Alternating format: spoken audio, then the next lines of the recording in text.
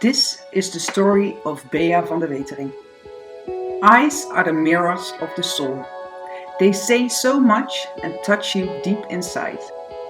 I am so thankful to be alive at this time. Waking up brought me so much.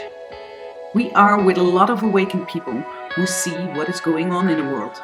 We bring out the best in each other and I'm really happy I met them. We fight side by side for a future in freedom and for our children and grandchildren so they can live in freedom and